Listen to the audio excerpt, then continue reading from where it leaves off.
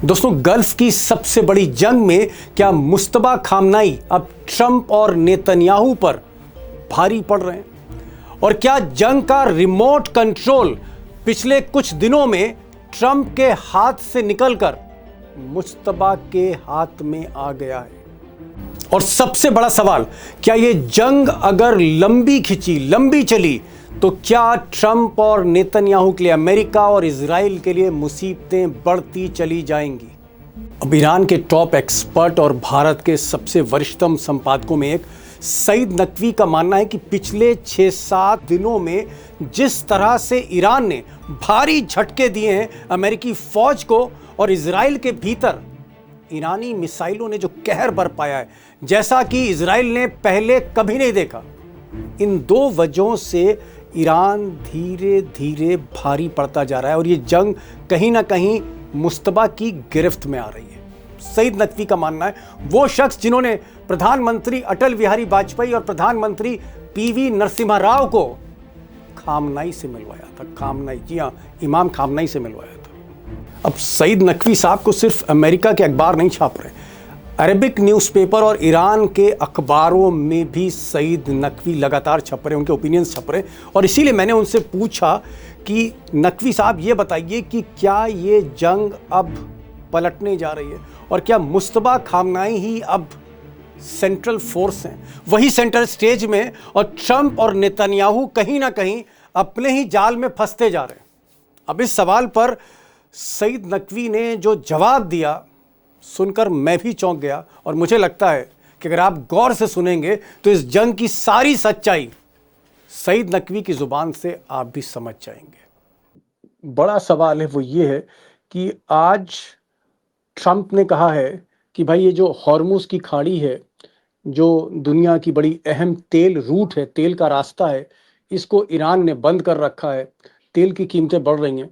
तो ट्रंप दुनिया के बाकी देशों से अपील कर रहे हैं, मतलब उनका वो भारत से भी अपील कर रहे हैं, यूरोप के देशों से भी अपील कर रहे हैं, वो साउथ ईस्ट के देशों से भी अपील कर रहे हैं, ऑस्ट्रेलिया से भी कर रहे हैं कि भाई जो देश जो हैं, जो यहाँ से तेल लेते हैं, वो अपने वॉरशिप्स लेकर आएं, वो अपने जो हैं जंगी जहाज लेकर आएं और हम लोग मिलकर ईरान से लड़ें। यानी ट्रंप मदद मांग रहे हैं बाकी देशों से। तो क्या ट्रंप अकेले पड़ते जा रहे हैं? मजबूर हैं इस वक्त ट्रंप?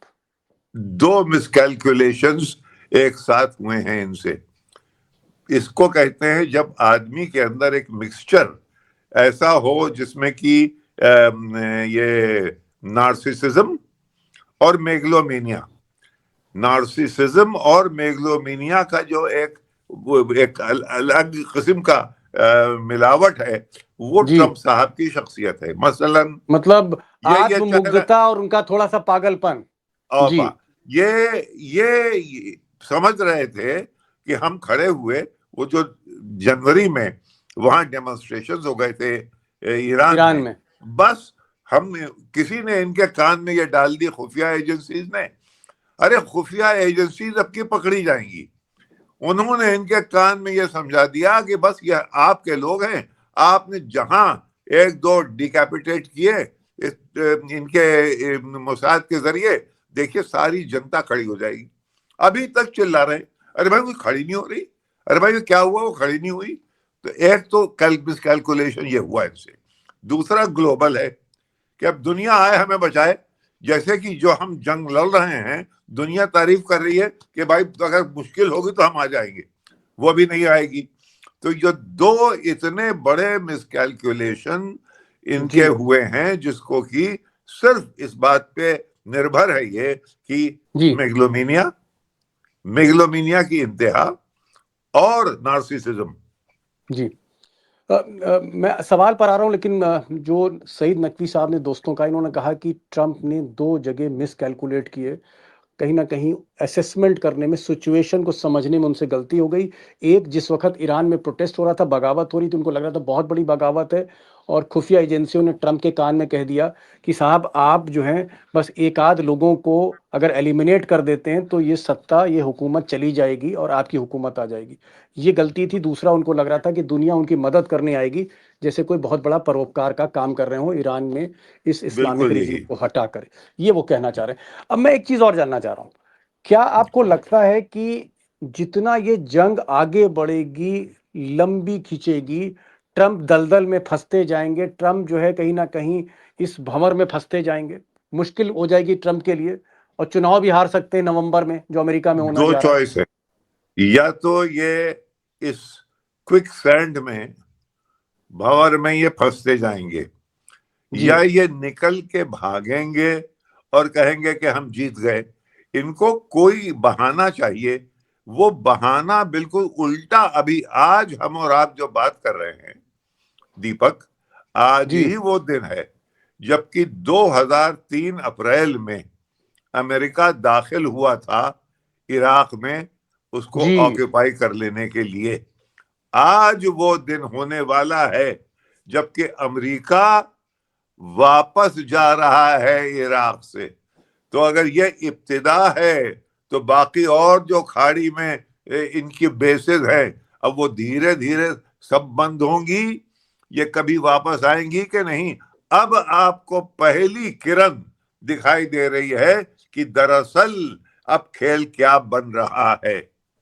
एक और सही साहब जो सवाल आ रहा है, एक तो ट्रम्प मदद मांग रहे हैं, दूसरी तरफ जो नेटो फोर्सेस हैं, ट्रम्प के जो पुराने साथी, अमेरिका के पुराने साथी हैं, ब्रिटेन हिचक रहा है। ब्रिटेन ने अपना आइलैंड नहीं दिया, इस्तेमाल नहीं करने दिया कि भाई हम आपको अपना बेस इस्तेमाल करने वहाँ से नहीं देंगे। मैं गार्शिया बेस की बात कर रहा हूँ। ना ब्रिटेन सामने आ रहा है, ना फ्रांस सामने आ रहा है, ना जो है वो जर्मनी सामने आ रहा है। स्पेन ने मना कर दिया। ये जो बाकी मुल्क थे जो अमेरिका के साथ जंग लड़ते थे, ये हिचकिचा क्यों रहे हैं? बस अब यही है, उन्होंने देख लिया कि ये जंग सही नहीं जा रही है। अब ट्रंप साहब को नेतान्याहू ने बिल्कुल अपने लपेटे में ले लिया है। उससे वो लोग जरा सा, उसकी वजह एक और भी है। वो ये है कि 2 साल तक लोगों ने टेलीविजन पे इजराइल का जेनोसाइड पैलेस्टीनियंस के ऊपर देखा है, जिससे कि अगर पहले नहीं भी थी जो घृणा, वो पैदा हो गई है इजराइल से। नतीजा ये है कि सारी दुनिया में वो लोग जो कि सपोर्ट करते थे, इजराइल से सिंपैथी रखते थे, वो आज नहीं रखते। और इजराइल के कहने पे ये जंग वो उनको अच्छी नहीं लग रही है। उसमें यूरोप भी है और तमाम ममालिक हैं। इसीलिए हैरत की बात यह है दीपक कि हमारे प्रधानमंत्री इस बीच में वहां क्यों चले गए, या हमारे ये राज इजराइल अल्लाह का है, ये इसे अल्लाह जाने। अच्छा, राज है ये कोई मोदी साहब का वहां जाना, आप कह रहे हैं? हम जीती अब साइड आपने में मोदी जाते की हैं। बात छेड़ दी, मैं तो जंग की बात कर रहा था, लेकिन जब मोदी की बात छेड़ दी, भाई मोदी भी बीजेपी के हैं और अटल बिहारी वाजपेयी भी बीजेपी के थे। मोदी भी जी। प्रधानमंत्री हैं, वाजपेयी भी प्रधानमंत्री रहे, लेकिन वाजपेयी साहब के संबंध ठीक थे ईरान से। और मुझे तो कुछ लोग ये बता रहे थे कि वाजपेयी साहब ने आप ही से कहा था कि भाई हाँ नकवी साहब जाइए, जरा ईरान जाइए। तो हाँ। बीजेपी में जो वाजपेयी का दौर था उसमें तो ईरान एकदम करीब एक था। एक वाजपेयी का किस्सा मैं आपको बता दूं। वाजपेयी और पीवी नरसिम्हा राव, ये दोनों ईरान से सिविलाइजेशनल लिंक्स को बहुत बड़ी चीज समझते थे। अटल जी जब गए, मैं साथ था, वो गए कहाँ, ईरान? इसके ईरान। जी जी जी, मैं साथ गया था। हाफिज शिराजी बहुत बड़ा शायर है उनका, उनके ग्रेव पे गए। उनके ग्रेव के बगल में तो एक क्या छोटी सी वहां जब लाइब्रेरी है। आप और अटल बिहारी वाजपेयी गए थे तो अली खामनाई से मिले थे, मुलाकात हुई थी? जी जी जी जी। तो वहां वहां पे एक लाइब्रेरी में एक छोटी सी तस्वीर है जिसमें गुरुदेव टैगोर 1932 में गए थे हाफिज की ग्रेव पे, और वो हाफिज के दीवान को खोल के एक चीज कहते हैं, फाल खोलना, यानी किताब को खोल के देखो और तुम्हारे दिल में जो भी मंशा है वो पूछो। तो वो पहली लाइन में तुम्हें इशारा मिल जाएगा कि ये सियर जो है, ये विजनरी, इसने इसने तुम्हारी दुआ को किस तरफ समझा है। ये तस्वीर है, अटल जी ने देखी, पीवी ने देखी, हम उनके साथ थे। तो बहुत, और वहां के लोग यार तुम्हें क्या बताएं, इतनी इज्जत करते थे कि ईश्वर हिंद, यानी हिंदुस्तान का ताज, ये बात करते थे। और कभी आज तक इस सरकार ने मेरे ख्याल में कुछ पढ़े लिखे लोगों की कमी है। पढ़े लिखे। चलिए मोदी का टॉपिक हम बंद करते हैं, क्योंकि जंग जो है वो बहुत गहराती जा रही है। लेकिन एक बात इन्होंने नकवी साहब ने कही कि ये खुद वाजपेयी के साथ गए थे, पीवी नरसिम्हा राव जो प्राइम मिनिस्टर उनके साथ गए थे, अली खामनाई से मिले और तमाम लोगों से मिले। और इनका ये कहना है कि ईरान बहुत ज़्यादा इज्जत हिंदुस्तानियों की करता है, ये कह रही है। और इनको ये नहीं पता, जो सईद साहब कह रहे हैं कि भाई खुदा जाने भगवान जाने कि क्यों मोदी जी जंग के माहौल में इजराइल चले गए, ये वो कह रहे हैं। चलिए एक इसी पर एक सवाल छोटा सा मैं जवाब चाहूँगा। क्या आपको लगता है ये जो 2 जहाज़ हिंदुस्तान के आए हैं, गैस टैंकर्स जो हैं, क्या ये इस वजह से रियायत करी ईरान ने कि जो हमारे पुराने रिश्ते हैं उनकी वजहों से रियायत करी ईरान ने, जो नरमी बरती कि भाई आप अपने जहाज ले जाइए? कुछ पुराने रिश्ते हैं दीपक, और एक बात यह है कि हम बहुत अहम लोग हैं, हम बहुत बड़ा देश है। हम अगर अब संभल के अपने पांव पे खड़े होके पॉलिसी को सही तरीके से नेविगेट करें तो दुनिया में ये वो मोड़ है कि उसमें हमारी पूछ होगी। इस तरह नहीं कि हम इधर उधर तितर बितर मारे मारे फिर रहे हैं, कभी इधर कभी उधर, थाली का बैंगन ना इधर ना उस तरफ। अगर हम एक जगह खड़े होके अपनी पॉलिसीज को सही इनंसिएट करें और बिल्कुल इंक्लूसिव पॉलिसीज हों तो हमारे पास ये मौका है। ये ईरान ये इशारा कर रहा है कि भाई तुम बहुत बड़े लोग हो, तुम इस मौके को उठाओ, और दुनिया बदल रही है। तो दुनिया के इस करवट लेते वक्त तुम उसको जिस तरफ नेविगेट करना चाहते हो उसमें जरा सा अपना योगदान दिखाओ। जी, नकवी साहब कह रहे हैं कि भाई ईरान कह रहा है कि भारत एक बहुत बड़ा देश है, आप अपनी ताकत को समझिए। जैसे हनुमान जी ने अपनी ताकत को नहीं समझा था, बाद में ताकत समझा था। आप बहुत ताकतवर हैं, आप अपनी ताकत को समझिए, ये छोटे मोटे लोगों के आगे मत झुकिए। ये सईद साहब कह रहे हैं कि हिंदुस्तान को अपने अपने पर आत्मनिर्भर होना चाहिए, जो मोदी जी कहते हैं, लेकिन हो नहीं रहे, वो दूसरों पर निर्भर हो रहे हैं। खैर, ये बात आपने कह दी कि साहब हिंदुस्तान के जो टैंकर वैंकर हैं वो आते रहेंगे, ईरान हिंदुस्तान को मुसीबत में नहीं डालेगा। चलिए मैं जरा आ रहा हूँ दूसरे सवाल पे।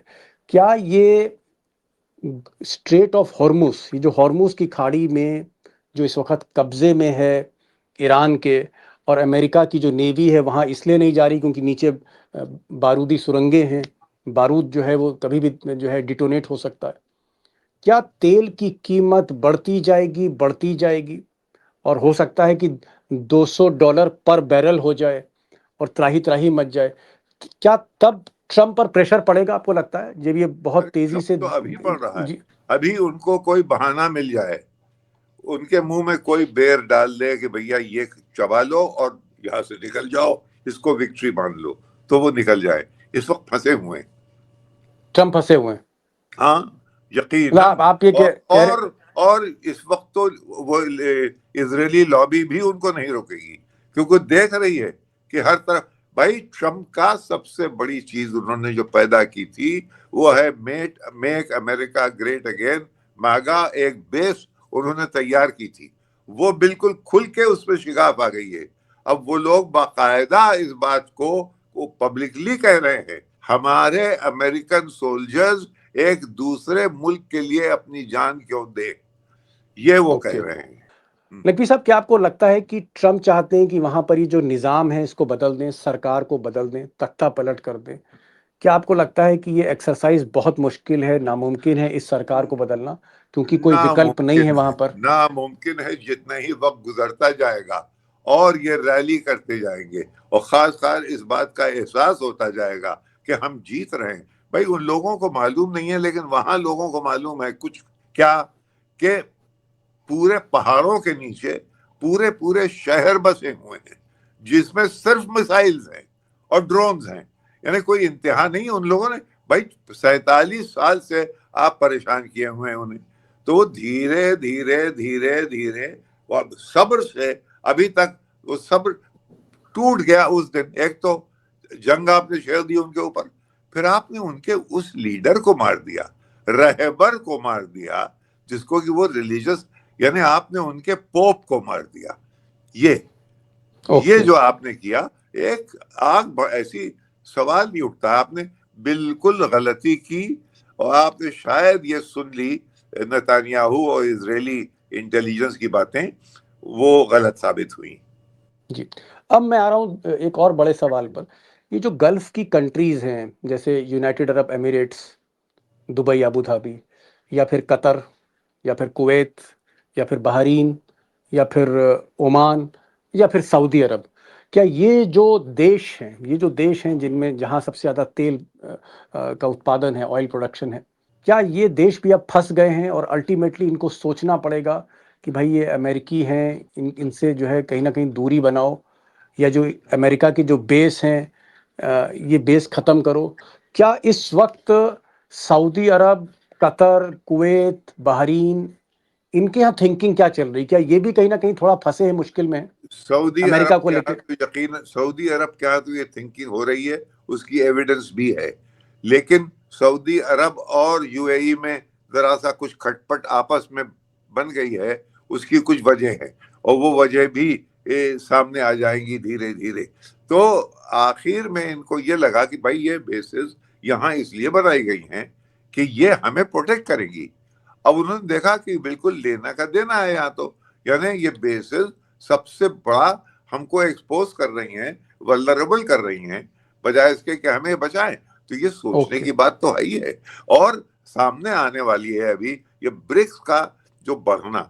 देखिए इस सब के पीछे जो बड़ा परतव है वो ये है कि भाई ये ब्रिक्स बढ़ती चली जा रही है, ये ब्रिक्स और बढ़ेगी, और ये सब खाड़ी वाले भी उस तरफ सोच रहे होंगे। इस जी। वक्त खलबली होगी अमेरिका के अंदर इस बात को सोच के। तो क्या आपको लगता है ब्रिक्स यानी रशिया, ब्राजील, इंडिया, चाइना, ये जो मुल्क हैं, ग्लोबल साउथ, अ, जी, ग्लोबल साउथ पूरा, क्या ये क्या ये हिंदुस्तान चढ़ता को, हुआ सूरज है, ये चढ़ता हिंदुस्तान हुआ सूरज है, सूर- इसमें कोई शक होना नहीं चाहिए। और वो ढलता हुआ है। तो इसलिए हम जो हैं, हम इत्तेफाक के बाद अगर कहीं गलती से हमने अगर 7 फेरे कर लिए हैं अमेरिका के साथ, तब तो जरा सा सोचना पड़ेगा, कोई हवन बड़ा करना पड़ेगा, वरना वहां से अब इक्वी डिस्टेंस करके धीरे धीरे धीरे धीरे अभी आने वाली है समिट इसकी, ब्रिक्स की, उसके चेयरमैन आप हैं, हमारा इंडिया है। भारत जी। जी इंडिया है। अब उसमें एक अगर कोई कॉमिक स्किट बनाए तो साहब वो नेता, उसका दिल इधर है, समझे, और सब फायदा इधर सही है, सर। वो जी। किधर जाए। जी, ये कह रहे हैं कि बीचों मोदी बीच सर। गले में अटका है दम, ना इधर के रहे ना उधर के रहे। ओके। नकवी साहब कह रहे हैं कि भाई नरेंद्र मोदी सरकार को सोचना पड़ेगा कि जो ब्रिक्स है, यानी जो रशिया, चाइना, ब्राजील, भारत, इनका जो समूह है, ये ग्लोबल एक साउथ। जी, ये चढ़ता हुआ सूरज है, और जो अमेरिका की जो ताकत है थोड़ी ढल रही है अब, और ट्रम्प ने और ज़्यादा उसको फंसा दिया है ईरान के साथ इस युद्ध में। फाइनल क्वेश्चन मैं आपसे पूछना चाह रहा हूँ कि क्या आपको लगता है कि ईरान इस जंग से टूट जाएगा, बिखर जाएगा, या एक बड़ी ताकत बन के उभरेगा? एक बहुत ही सोबर और बड़ी ताकत, इज्जतवर ताकत बन के उभरेगा, जो कि उसको अब मुस्तहक है। 93 मिलियन की पॉपुलेशन है, 500-600 साल, 7,000 साल की उसकी सिविलाइजेशन है, बहुत गहरे लोग हैं। और हमें तो पर्सनली शौक यह है भाई कि हिंदुस्तान की बहुत इज्जत करते हैं, और उसमें पोटेंशियल बहुत है हमारा, और वो जी। एक बहुत बड़ी कुव्वत बन के उस एरिया में रहेगा।